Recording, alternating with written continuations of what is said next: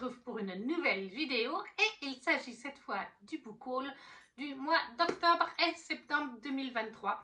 2 en 1 parce qu'il y avait un petit peu moins de livres qu'à d'autres mois et que j'avais dit que je voulais essayer de faire des fois 2 mois en une seule vidéo pour essayer de rattraper, si c'est possible, mon retard dans les book hauls. On commence donc tout de suite avec le mois d'août. On avait 9 livres et je me suis pris Too Young aux éditions addictives format poche de Margot D. Bortoli, qui n'est toujours pas lu actuellement. Là, on suit, en fait, je me rappelle, voilà, c'est une jeune femme. Elle gardait plus jeune des gamins, dont ce jeune homme. Et en fait, il se retrouve quelques années plus tard, hein, il est adolescent ou jeune adulte, et elle est femme, plus qu'adulte donc. Et ils vont tomber amoureux. Je crois qu'en fait, ils ont une attirance. Mais Mia, elle s'appelle comme ça, elle essaye, 8 ans de différence. Elle essaye de résister. Voilà, parce que 8 ans, c'est quand même 8 ans. Elle était sa babysitter, quoi. Mais est-ce qu'elle va vraiment pouvoir résister? Qui cédera? Qui va céder le premier? Et vous? Auriez-vous succombé à une romance de ce genre? Voilà. Donc moi, ça me plaisait bien, ça m'intéressait. Too Young, aux éditions addictives poche, de Margot D. Bortoli. Je vais des fois un peu plus court. Voilà, mais là, le résumé, de toute façon, n'est pas très long. C'est assez simple. Hein. Une ancienne babysitter, le gamin est maintenant adulte, ils ont 8 ans d'écart, ils sont attirés l'un par l'autre. Il n'y a pas besoin d'en dire plus. Après, j'ai pris Frost and Nectar, le tome 1 de C.M. Crawford, paru chez Corrigan. C'était, je crois, leur tout premier Corrigan qui est paru, enfin leur toute première parution. Il est lu, lui, par contre. C'est un tome 1 d'une duologie. On suit en fait une jeune femme, Ava, qui est une mi-humaine, mi-faée. C'est pas très bien vu. Elle vit dans notre monde à nous, parce qu'en fait, le monde des faées est parallèle au nôtre. Et ça fait quelques années que les faées se sont dévoilées aux êtres humains en disant oh, coucou, il y a un monde parallèle au vôtre, le monde des faées. Voilà, on vient des fois chez vous, on peut vous montrer un peu notre royaume. Et du coup, Ava, elle est mi-faée, mi-humaine. Mais elle n'est pas très bien perçue, forcément. Les humains ne l'aperçoivent pas bien parce qu'elle est mi-humaine, mi-faée. Les faées ne l'aperçoivent pas bien non plus. Et en fait, il va y avoir un concours, une sorte de concours, en fait, pour trouver la reine du roi des faées qui est Thorin. Thorin a besoin d'une reine et il fait ça sous forme de jeu télévisé sur Terre. La télé va aller dans le monde des faées, voir les épreuves et tout ça, voir les prétendantes, parce qu'il doit trouver une reine. Une reine pour soigner les terres faées. Il y a besoin d'un roi et d'une reine et les terres ne vont pas bien. Mais en fait, Thorin, il a une petite malédiction sur lui et il cherche une jeune femme pour qui il ne tombera pas amoureux. Une jeune faée. Et donc, en fait, il va choisir Ava parce qu'il va la rencontrer un jour ou deux avant le début de la compétition. Ça ne va pas bien se passer. Elle va lui dire un peu ses 4 vérités devant la télé en plus, hein, parce qu'Ava, elle n'a pas sa langue dans sa poche. Et en fait, il va revenir vers elle, il va lui dire, ah ben voilà, tu es une pauvre mi-humaine, mi-faée, tu travailles dans un bar, je crois que c'est ça. Mais en fait, je te propose de devenir ma reine, donc tu auras tout le luxe et tout ça, de gagner les épreuves. Il te suffit d'être une année ma reine, et puis après, tu pourras t'en aller. Parce que le royaume aura été guéri. Il faut juste qu'il y ait un roi et une reine pendant une année sur le trône, pour que la dégénérescence s'arrête. Et après, je te donnerai une certaine somme, et tu seras tranquille sur Terre ou dans le royaume des faées, où tu veux, mais tu auras de l'argent à revendre, et tu pourras faire ce que tu veux de ta vie. Et en plus, Ava, elle était en couple avec un jeune humain. C'est pour ça, le soir, en fait, où elle va rencontrer Thorin, elle était en couple avec un humain. Et en rentrant chez eux, pour faire une petite soirée amoureuse, elle va se rendre compte que son humain, dans leur lit, avec une autre humaine, voilà, qui est en train de s'envoyer en l'air dans leur lit, alors qu'elle rentrait du travail ou quelque chose comme ça. Donc, elle l'a quitté, bien sûr, et elle est retournée au bar où elle travaille. C'est là qu'elle s'est un peu bourré la gueule, et c'est comme ça qu'elle rencontre le roi. Et lui, bah, finalement, il se dit, mais en fait, elle me déteste. Elle a une mauvaise image de moi, donc je suis sûre qu'elle ne tombera pas amoureuse. Moi, je ne vais pas en tomber amoureux. Donc voilà, c'est leur deal entre eux. Sauf que vous imaginez bien, ils vont passer du temps ensemble au royaume des faées avec les différentes compétitions pour choisir, pour aider au choix pour le roi. Et bien sûr qu'ils tombent amoureux, c'est forcément. Mais voilà, c'est une petite duologie. Donc chez Corrigan, Frost, de Frost and Nectar, le tome 1 de la duologie de C.M. Crawford. Ensuite, on a Masque et Monstre, le tome 2 de R11 d'or en édition reliée collector. Regardez comme il est beau. J'ai participé à la campagne Ulule. En plus, il a un jaspage pour ce tome 2. En plus, il contient, je crois que c'est exclusivement pour l'édition collector, enfin l'édition reliée, il contient des illustrations couleurs faites par Errance d'Or, puisqu'elle illustre elle-même son roman. Elle est illustratrice en plus d'être auteure. Dans Masque et Monstre, on est dans notre monde à la base. On va suivre deux sœurs, Cornelia et Blanche. Voilà, deux sœurs qui vivent ensemble dans un petit appartement. Et elles ont un chat, un petit chat, pas vraiment très élégant, mais voilà, ouais, c'est pas le plus beau des chats, mais elles vivent avec leur petit chat. Et puis en fait, elles vont découvrir tout un univers dans le nôtre. C'est très complexe pour vous résumer, mais je trouve que c'est très bien fait à l'intérieur du tome 1 parce qu'on a une carte et là on a tout un résumé, un petit lexique, les strates et tout ça, ce qui peut aider pour reprendre la lecture, parce qu'en fait on va se rendre compte qu'il y a des créatures magiques. Elles vont rencontrer un jeune homme, en fait c'est une sorte de SDF qui fait des masques, et en fait elles vont se rendre compte que ces masques, si on les met, on peut se transformer en la créature. Une créature mythologique, ou voilà, des créatures mythologiques, ou de contes, enfin, de folklore, voilà, de folklore, c'est le mot.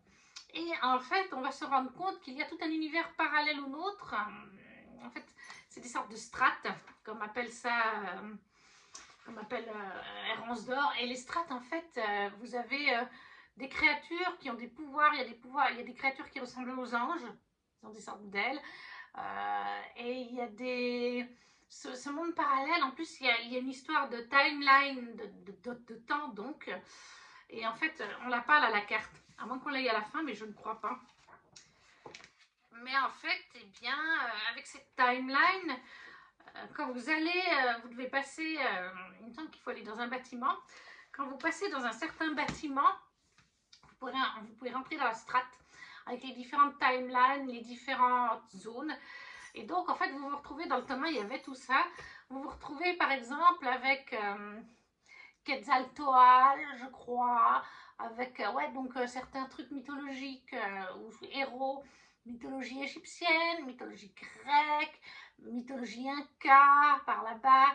Ça pouvait autant être des fois des héros que des dieux. Je sais pas, les noms, je les ai pas tous, mais voilà, il y avait des royaumes, en fait. Et chacun de ces êtres avait un royaume à eux.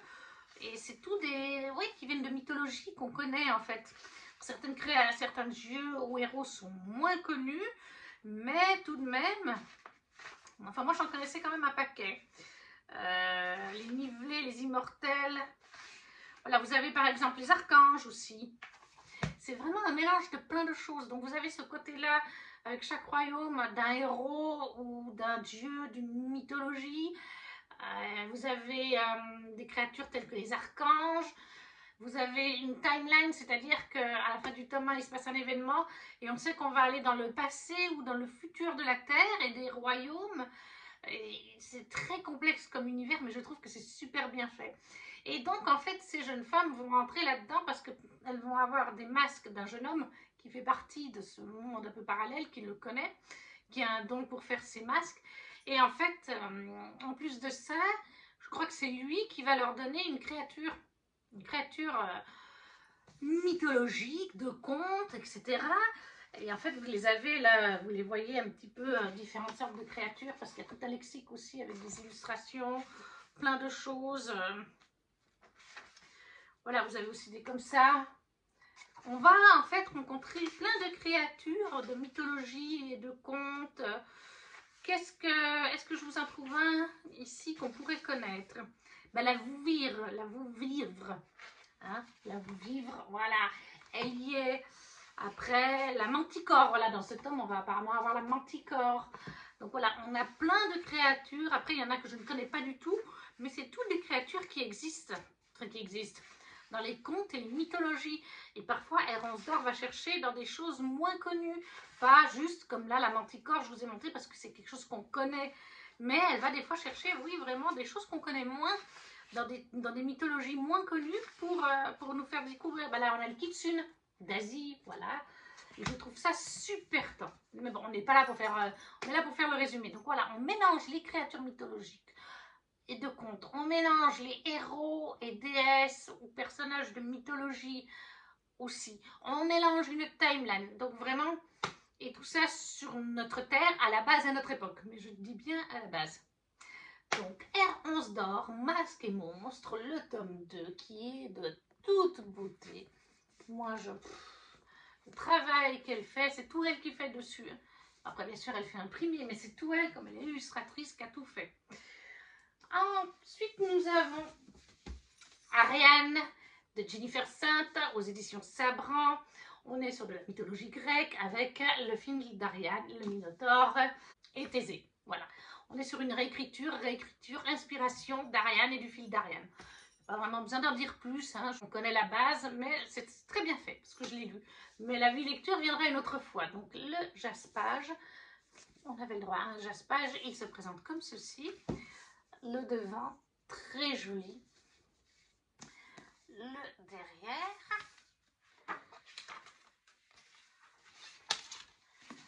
Voilà, sous la jaquette, en doré et bleu.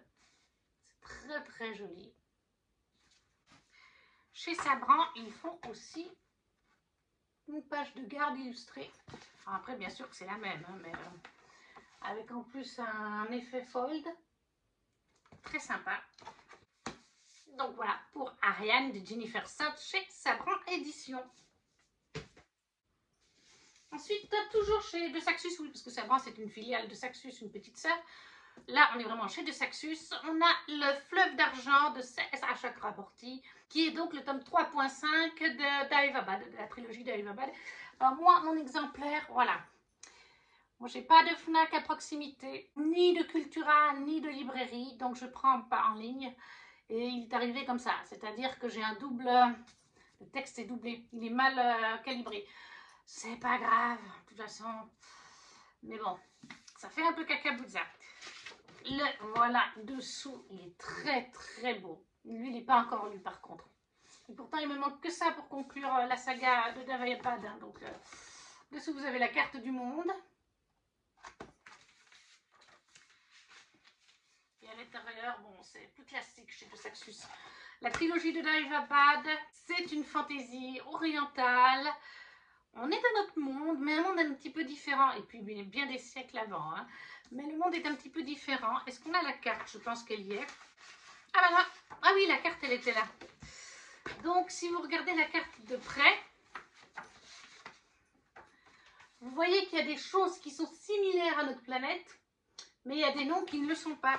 Comme par exemple le Daevastana avec Daevabad, le Agnivansha, ça n'existe pas. Amgezira, ça n'existe pas. Le Caire, par contre, existe. Mais voilà, il y a des parties du monde qui sont telles qu'on les connaît, comme le Caire, et d'autres dont le nom est inventé. Donc on est inspiration de notre monde, mais dans une fantaisie orientale où on a des djinns, de différentes sortes de djinns d'ailleurs, différents peuples avec des pouvoirs ou non, dans une cité de Daevabad qui est régie par une famille, mais chaque quartier, chaque partie a une caste différente dans les djinns et tout ça. Certains ne s'aiment pas entre eux.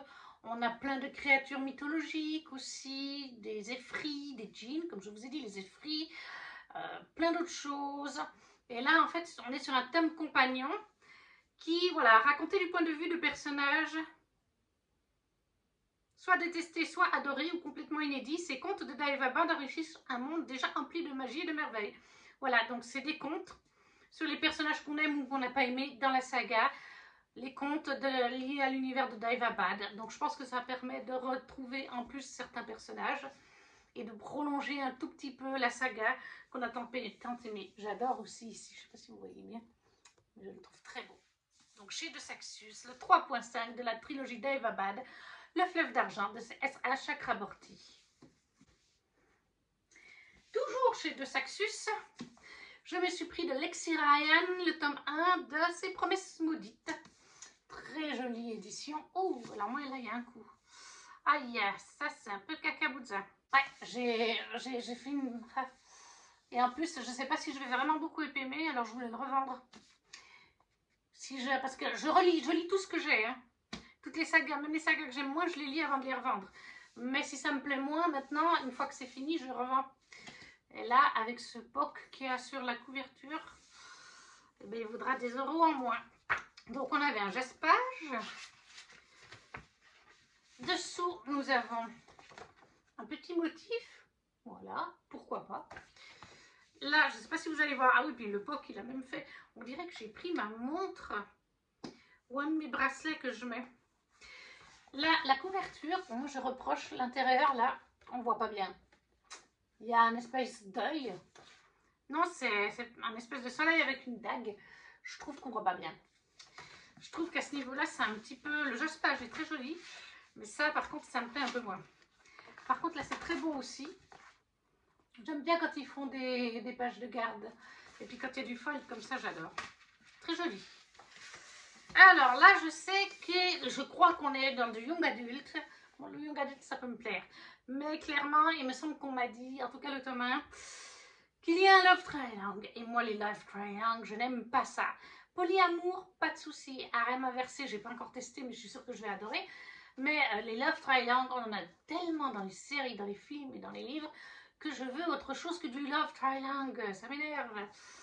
On suit en fait Brie est une voleuse extrêmement douée qui déteste plus que tout au monde les faées. Oui, on est encore avec des faées.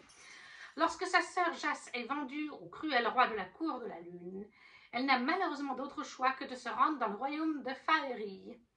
Pour sauver la jeune fille, Brie passe un accord avec le roi et accepte de voler pour lui 3 puissantes reliques magiques à la cour du soleil. Mais encore faut-il pouvoir les retrouver. Heureuse coïncidence, le prince Ronan cherche une potentielle épouse humaine. Brie rejoint donc le rang de ses prétendantes pour pouvoir arpenter librement les nombreuses salles du Palais d'Or. Mais elle découvre vite que le prince n'est pas aussi détestable qu'elle l'imaginait. Bien au contraire, ne voulant pas laisser ses sentiments compromettre sa mission, elle accepte l'aide de Finn, le chef d'un groupe rebelle. Mais plus elle passe de temps à ses côtés, plus elle a du mal à résister à ses charmes. Prise entre deux cours dangereuses, Brie doit décider à qui confier sa loyauté et son cœur. Donc même dans le résumé, finalement, on nous fait bien sentir qu'il va y avoir aussi un Love Triangle. Enfin, on verra bien. De toute façon, lui, normalement, devrait être lu en novembre, je crois. Ouais, il me semble que c'est celui que je me suis mis en novembre. Enfin, qu'on m'a mis dans le 12 mois, 12 livres, ou 12 livres, 12 mois, 12 amis. Hein, ce petit challenge qui est sur Instagram. On me l'a mis, il me semble que c'est celui de novembre, donc il sera bientôt lu. Lexi Ryan, le tome 1 de ses promesses maudites chez De Saxus en collector. Ensuite, toujours en collector, My Dear... les livres se cassent la binette. Donc, je disais avant d'être interrompue par les livres qui se cassent la binette, j'ai pris le collector de My Dear Fucking Prince de Kazema Kingston aux éditions Humaines. J'avais la version classique que j'ai revendue sur Vinted. Je le trouve trop beau. J'étais tellement heureuse avec un beau jaspage, tellement heureuse qu'il fasse cette édition collector, parce que c'est un de mes livres préférés. Franchement, il n'y a pas à dire. Sous la jaquette, il se présente comme ceci. Alors, il y en a qui n'aiment pas le jaspage. Et d'ailleurs, là, il y a aussi... en fait, c'est une continuité de la couverture. Voilà. Si on la prend dans son entier, elle est comme ça. Et derrière, il y a aussi quelque chose. Oui, il n'y a pas que devant. Chez l'Humaine, ils ont fait partout. Et ça, je trouve ça très bien parce qu'on oublie souvent en VF le dos du roman. Et c'est tellement dommage. Et pour cette édition collector, ils ont mis aussi des illustrations qui sont des fanarts en page de garde. Des fanarts qu'on retrouve sur Internet, très connus. Celui-là, il est assez connu. Celui-là aussi, il me semble que je l'ai déjà vu plusieurs fois passer. Et en plus, ce ne sont pas les mêmes au début et à la fin. C'est ça que j'adore. Là aussi, il y en a des très connus. Celui-là, il est très connu aussi. Voilà. Ils ont fait cette édition pour la sortie du film, d'ailleurs, qui a été il est sur Amazon Prime, je crois. Parce que je vous dis plus de bêtises. D'ailleurs, un deuxième film va voir le jour avec l'autrice qui aidera pour faire ce deuxième film. Je me dis qu'il y aura, comme ce sera une suite, est-ce qu'il y aura aussi le livre? Mais voilà, l'édition collector de My Dear Fucking Prince. Alors là, est-ce que j'ai vraiment besoin d'en parler? On a quand même vu passer de partout. On va suivre en fait Alex, qui est le fils de la présidente des États-Unis, la première femme présidente, qui elle a eu 2 enfants. Alex est une petite sœur, dans un premier mariage avec un homme dont la famille a des origines mexicaines. Donc ça fait que c'est la première présidente des États-Unis et en plus la première présidence avec des enfants avec des origines un petit peu mixées mexicaines. Donc. Et on va suivre sa romance en fait avec Henri. Henri, prince d'Angleterre, le 2e enfant de la famille royale. C'est pas lui qui va devenir le roi d'Angleterre. Lui, il est 2e ou 3e dans la succession. Et en fait, Alex admirait Henri quand il était plus jeune, quand sa maman a commencé à faire de la politique. Et il y a eu un petit couac entre les deux sans faire exprès. Et depuis, Alex déteste Henri. Il pense qu'Henri est un gros imbu de lui-même, avec sa famille, tout ça, leur protocole, leur machin. Malheureusement, ils vont devoir passer du temps au mariage du frère aîné d'Henri, donc le prince, le vrai prince, celui qui deviendra roi au décès de la reine-mère. Et en fait, eh bien, ils vont commencer un petit peu à se disputer lors de ce mariage. Et à un moment donné, ils vont finir par se pousser dans le gâteau, la pièce montée du mariage. La pièce montée s'étale par terre, il s'étale dedans. Il y a bien sûr des journalistes pour l'événement, et même sans journalistes, il y a les célébrités, les amis et tout ça du couple princier. Et il y a des photos qui vont fuiter, bien sûr. Donc la couronne anglaise et la présidente des États-Unis décident qu'il faut que Henri et Alex fassent croire qu'ils sont amis et que c'est juste un petit incident qu'il y a eu entre eux. Ils doivent passer du temps l'un avec l'autre alors qu'ils se détestent mutuellement, mais bien sûr qu'ils ne vont pas se détester bien longtemps parce qu'ils vont apprendre à vraiment se connaître lors de ces 2-3 rencontres. Et on va avoir notre romance puisqu'on en est sur une homo-romance. Casey McKiston ne fait que du MM ou du FF. Elle ne fait pas d'hétéro, c'est des homo-romances. Donc voilà, My Dear Fucking Prince de Casey McKiston chez Lumen dans cette magnifique édition collector. Ensuite, on passe sur les livres en anglais. Ce mois-là, il y en avait 2, ce mois d'août. Soul of Ashen Blue de Jennifer et l'Armand Trout. C'est donc la suite de la saga du sang et la cendre en VO. Là, c'est l'édition reliée, mais par contre une édition tout ce qu'il y a de plus classique. Dessous, derrière, il n'y a rien. Dessous, il y a quand même une jolie petite... Voilà, il n'est pas trop moche. Parce que je les lis d'abord en anglais avant de les lire en français. Alors là, on est donc sur le sang et la cendre en fait. Et c'est une édition de Blue Box, si je ne me trompe pas. Blue Box Press, oui. On est sur le tome 5, mais je l'ai déjà lu. Donc je peux vous dire, c'est pas vraiment un tome 5. Je l'appellerais ça le tome 0.5/4.5. Puisqu'en fait, on se déroule au tout début du roman. Ça se passe après le 4.5, après le 4. Tout de suite après. Et en fait, je ne peux pas trop vous en dire. Simplement que Poppy va faire une sorte de coma magique. Voilà ce que je peux vous en dire. Elle va faire un coma magique et pendant tout le livre, c'est comme ça. Elle va se réveiller à la dernière page. Et en fait, eh bien, on va conseiller à Hawk. Ça a déjà eu lieu, ces comas magiques. On lui dit, il y a plusieurs options. Soit la personne ne se réveille pas, charmant. Soit elle se réveille, elle ne se rappelle de rien. Elle ne sait plus qui elle est, quels sont les gens qu'elle aime et tout ça. Soit elle se réveille en se rappelant de qui elle est, des gens qu'elle aime. Et pour ce faire, il faut lui parler, rester avec elle, que les gens qu'il aime bien, tels que Hawk, Kieran, viennent lui parler et tout ça. Donc Hawk va lui raconter son histoire, leur histoire.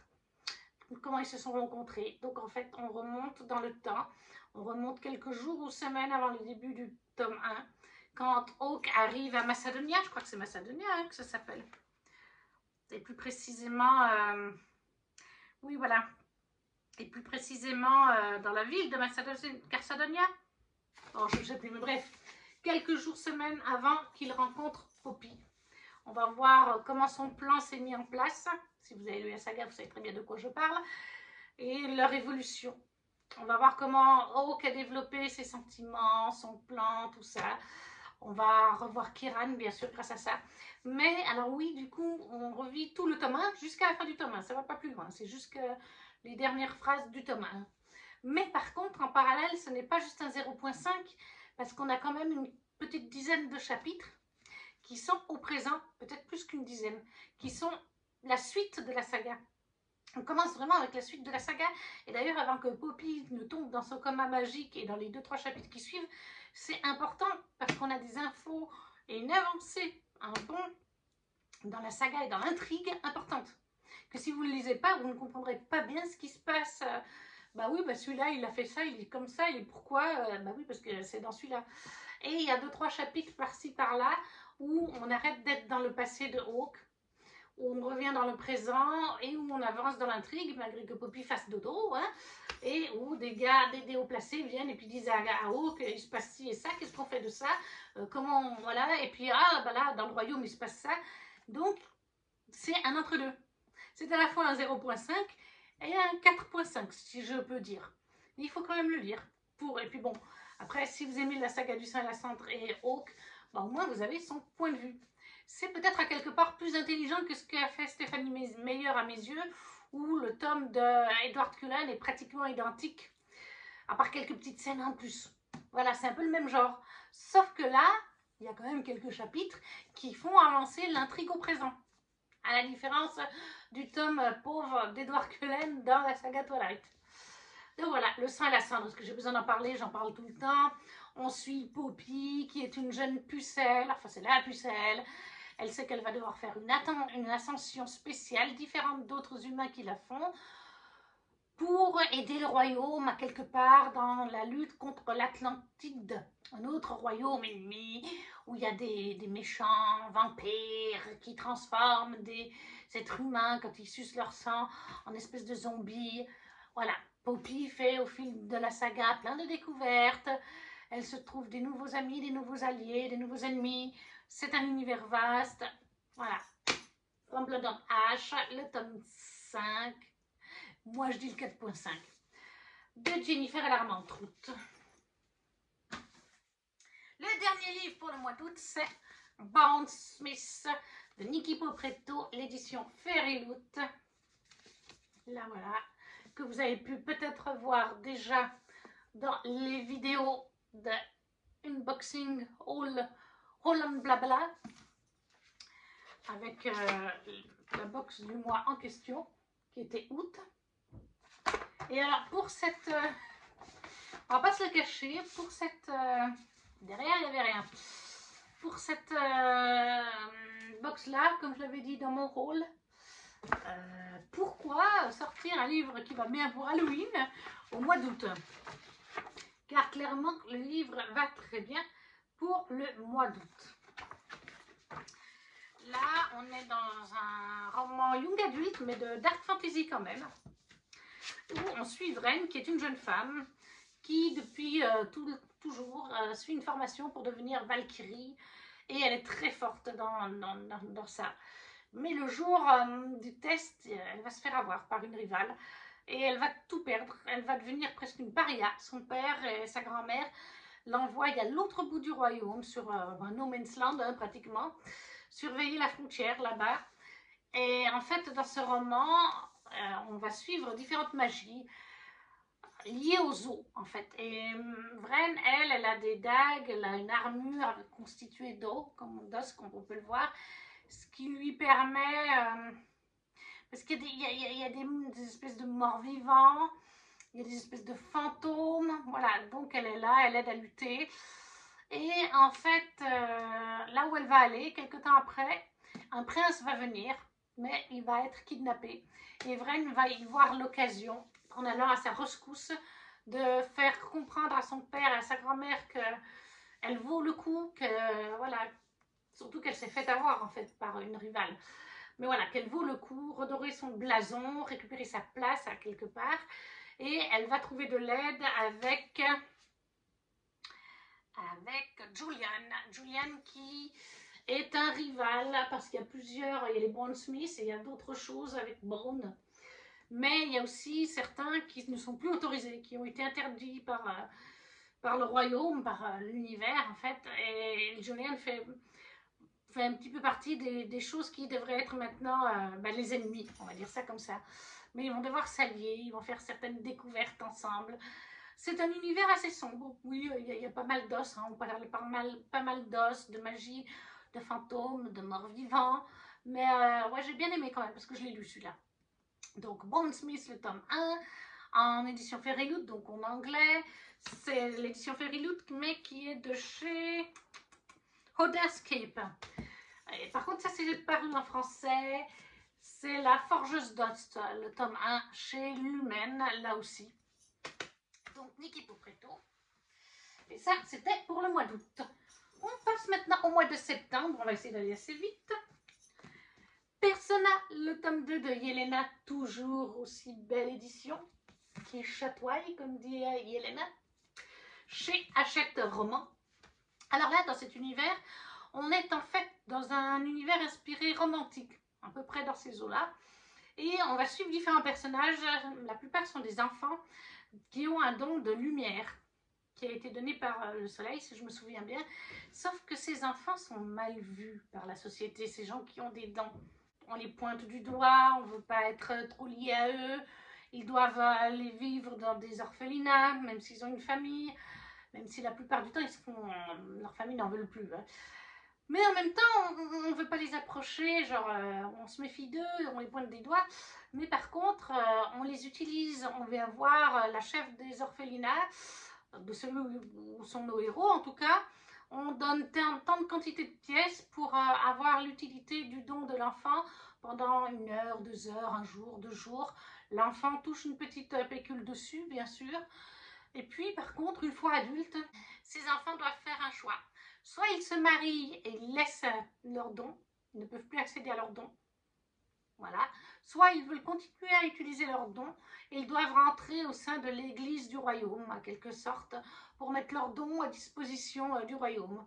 Donc voilà, on est sur ce genre de royaume où on pointe du doigt parce qu'on est différent, avec des pouvoirs, mais en même temps on est bien content d'utiliser ces pouvoirs en douce, en donnant une petite somme d'argent pour, voilà, parce qu'il y a plein de pouvoirs différents. Mais là, pour vous en citer un, vous avez Andrea, un des personnages principaux, qui lui a le don en fait de créer des masques. Donc, voilà, il crée ses masques lui-même, de ses petites mains, et une fois qu'il met le masque sur son visage, et bien littéralement son corps, tout son corps se modifie pour devenir le personnage du masque. Et c'est pas juste physiquement, donc lui c'est un garçon, mais il peut prendre un masque masculin comme féminin et se transformer du coup en fille. D'ailleurs ça lui est égal, il aime autant être dans un corps de femme que de fille. Il est un peu poly, je sais plus comment on dit, mais voilà, ça lui est égal, homme, femme, il a une mentalité, j'aime beaucoup la mentalité d'Andrea, mais c'est dur d'en parler, parce que j'ai lu le tome 1, pas le tome 2. Et voilà, donc il prend physiquement, mais pas que physiquement, il crée même, quand il est en train de créer son masque, il pense au caractère qu'il va donner à son personnage, et quand il met le masque, même au niveau du caractère, ce ne sera plus le même caractère qu'Andrea.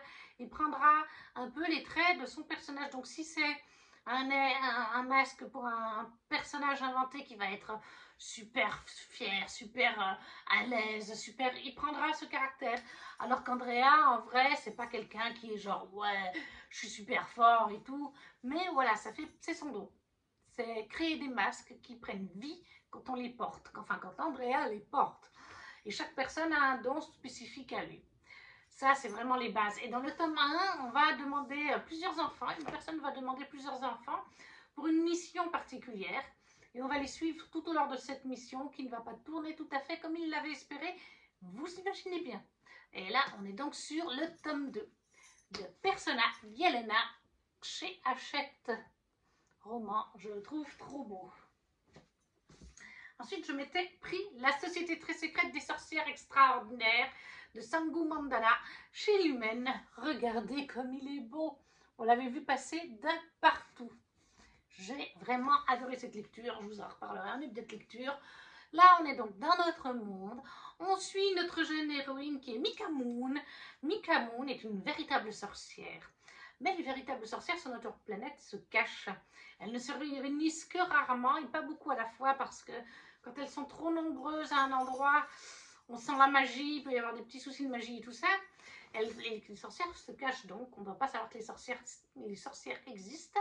Et Mika, elle fait des vidéos sur YouTube de sorcellerie, de magie. Mais elle fait croire que c'est des fausses vidéos, enfin que c'est des faux tours. Là, ses abonnés croient que c'est une sorcière, mais dans le genre, oui, c'est des tours de magie et tout ça, c'est pas une vraie sorcière.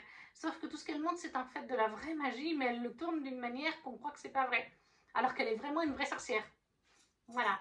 Et un jour, elle va être contactée par un monsieur qui lui demande de venir l'aider, en fait. Parce qu'il a 3 jeunes filles. Il vit, lui et d'autres personnes, avec 3 jeunes enfants. Et ce sont 3 petites filles des sorcières. Donc déjà, 3 petites filles sorcières au même endroit, normalement, ça ne devrait pas être le cas. Parce que voilà, comme je vous ai dit, les sorcières doivent être séparées plusieurs kilomètres les unes des autres à cause de l'intensité de la magie. Et en plus, elles n'ont pas de maman. Et la sorcière qui s'occupait d'elle est absente depuis quelques mois. Donc en fait, ils ont demandé à Mika, parce qu'ils ont découvert que c'était vraiment une sorcière. Et elle finit par accepter d'aller éduquer un petit peu ces 3 sorcières qui en ont vraiment besoin, qui sont perdues sans une vraie sorcière pour les aider. Et c'est doudou, c'est cosy, c'est d'une cosy fantasy en fait. Cosy fantastique. C'était mimi, c'était doux. Voilà. Sangu Mandana chez Lumen, la société très secrète des sorcières extraordinaires. Encore une fois, je vous le montre de près parce qu'il est trop beau. Je me suis aussi pris pour ce mois de septembre 2023 Chaos et Flamme de Tessa Gratton et Justina Ireland chez Big Bang, l'édition collector que je trouve trop jolie. Voilà. Avec un jaspage. L'intérieur se présente comme ceci. Là, vous avez un dragon et un phénix qui se battent. Et vous avez sous la jaquette, c'est comme ça. On nous dit une tueuse, un soldat, un prince, pris dans un jeu de pouvoir mortel. C'est du young adulte, hein, encore une fois. Darling n'a aucun souvenir d'avant le massacre de sa famille par la maison Dragon. Elle doit sa vie à la maison Kraken, qui l'a tirée des bas-fonds. Lorsque son père adoptif est capturé, Darling se jure de tout faire pour le sauver, même si cela signifie tuer chaque membre de la maison Dragon jusqu'au dernier. Talon est le dévoué prince de guerre de la maison Dragon, menant les troupes d'élite de son frère, le haut prince régent Caspian. Un régent dont le comportement imprévisible inquiète de plus en plus. Alors, le jour où, en pleine bataille, Talon tombe nez à nez avec une fille qui ressemble exactement à celle dont son frère peint des portraits de façon obsessionnelle, il sait quelle est la clé. Ennemis jurés, menacés par de sombres prophéties, Talon et Darling vont se retrouver pris dans les jeux politiques entre les maisons, où Caspian va les faire jouer selon ses propres règles. Voilà, donc Chaos et Flamme, le tome 1, chez Big Bang, de Tessa Gratton et Justina Ireland, édition collector. Ensuite, on a L'Engrange-Temps, le tome 1. Regardez-moi comme il est beau. Magnifique. Chez Hachette-Roman, là aussi, de Nell Pfeiffer. Derrière, il est très mignon aussi. Là, c'est très joli. Et alors, le jaspage, moi, je le trouve très, très beau. Discret, mais très, très beau. C'est vraiment, ce livre est un petit bijou. Voilà comment il se présente. Sous la jaquette, avec des engrenages, des horloges. Dessous, il est comme ça.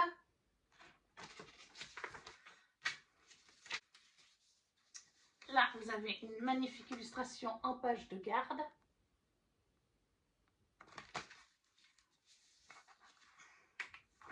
Et une autre de nos jumeaux. On est dans un royaume de fantasy, c'est du young adulte, c'est une duologie. Et on suit en fait Sophie de la Pointe, qui est horlogère. Mais ce n'est pas une simple horlogère, car elle est chronolangue. Elle parle aux Oranimas. Et dans cet univers de fantasy, il y a une très belle magie. Les Oranimas, c'est tous des horloges de différents types, des horloges, des montres à gousset, tout ce que vous voulez, qui sont en fait dotées d'une mémoire, de paroles, de souvenirs, d'une personnalité. Chacun a sa propre personnalité. Et il faut donc s'occuper d'eux. Les chronolangues, comme Sophie, s'occupent d'eux. Elle a pris le relais de son papa à l'horlogerie et en tant que chronolangue, et elle va d'ailleurs souvent au château, puisque c'est là où il y en a le plus, car les oranimas, ils servent aussi pas mal à surveiller. Ils entendent tout, ils voient tout. Donc, ce qui est normal, vous ne vous doutez pas forcément qu'une pendule va vous écouter pour ensuite redire les choses aux gens qui les comprennent. Voilà, donc Sophie fait partie de ces gens qui comprennent les horloges. Tout le monde ne les comprend pas, hein. La plupart des gens n'entendront pas l'horloge parler. Il n'y aura pas de voix pour eux. Et en fait, quand elle va, à un moment donné, le prince, le frère jumeau du roi, donc, va lui demander de réparer un engranchetant. Un engranchetant, c'est une horloge différente encore qui remonte le temps et qui est normalement interdite. Sophie va donc la réparer et il va lui demander de l'utiliser parce que lui ne le sait pas. Elle ne va pas avoir vraiment le choix en fait. Hein. C'est le prince, c'est le frère du roi. Il n'a pas vraiment le choix. S'il lui dit tu fais ça, tu fais ça. Sauf que Sophie va se retrouver coincée dans le passé parce que le frère avait des idées bien précises. Je ne vous en dirai pas plus. Et son but, c'est d'essayer à la fois de retourner dans son époque et de contrer ce que le prince avait prévu de faire. Voilà, je ne peux pas en dire plus, mais j'ai adoré, voilà, je vous en parlerai en avis lecture, mais le tome 1 de L'Engrangetant de Nate Pfeiffer chez Hachette Roman, un petit bijou qui est trop beau. Je suis fan de cette édition. Ensuite, je me suis pris l'intégrale, et cette fois on parle vraiment de l'intégrale, collector de Prince Captif de CS Packet chez Brajlon. Voilà, je l'attendais depuis un moment, cette édition collector, avec un très joli jaspage sur le devant. À l'intérieur, ça se présente comme ceci. C'est en fait les illustrations des intégrales 1 et 2. Oui, parce qu'avec Prince Captif, Brajlon a d'abord sorti les tomes indépendants. 1, 2, 3. Il y a des années de ça. Après, ils ont sorti une première intégrale avec le lion en brochet. Puis, ils ont sorti une double intégrale. L'intégrale 1 avec, en premier, avec un des deux personnages. Il y avait les tomes 1 et 2.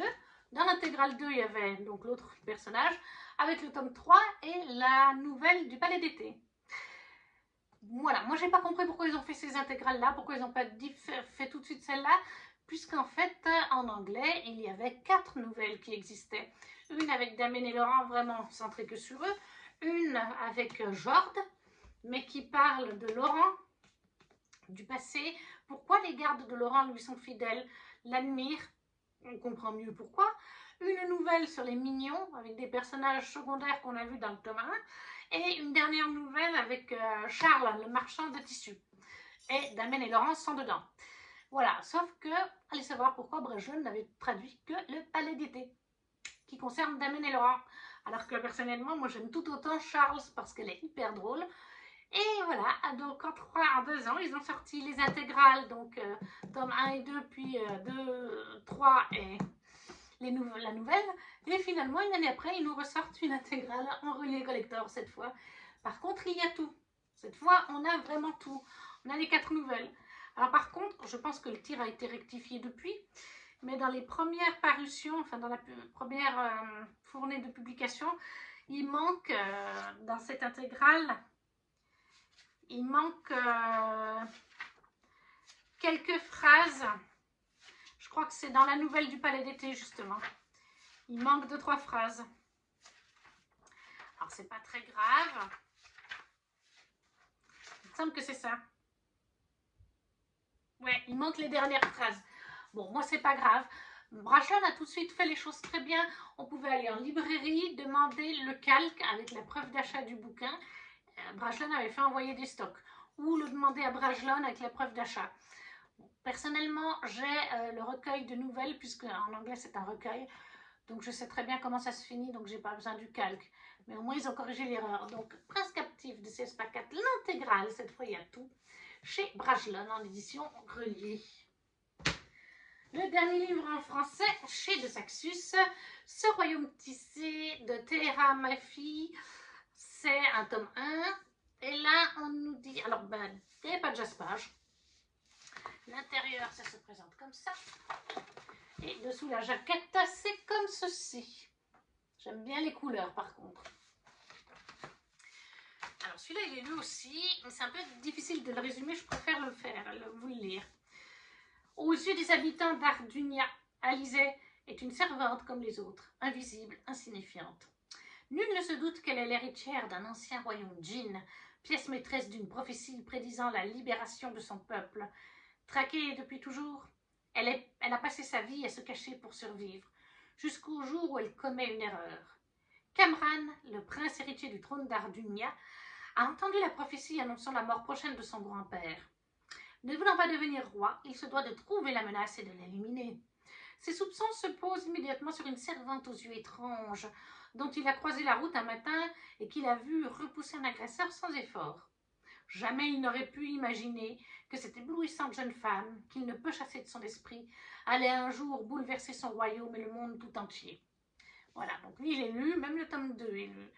Donc ce royaume tissé, le tome 1 de Terra Mafi, chez De Saxus, très jolie édition par contre.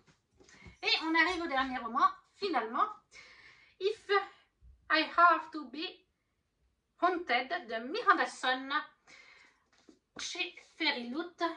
Je la trouve très jolie et alors elle va très bien pour l'automne. Je pense que je vais me la lire en octobre ou en novembre. Le jaspage, c'est là où il est le plus joli en fait, c'est là. L'intérieur se présente comme ceci. On ne voit pas, il y a un petit peu de foil, mais on ne voit pas beaucoup. Sous la jaquette, ça se précise, ça se présente comme ceci. Les couleurs sont très jolies. Et voilà, la jaquette est réversible. Et alors là, je ne sais pas si c'est un tome 1 ou si c'est un tome unique. Ça, par contre, je ne sais pas. Par contre, on nous dit, je vais reprendre, j'avais mis sur, voilà, sur Booknode. Donc, dans les mots-clés, on nous dit Young Adult, romance fantastique et fantôme. Et juste les premières phrases, on nous dit quand Cemetery Boys rencontre les gens de Borne. Donc, deux sagas un peu fantastique, fantastique.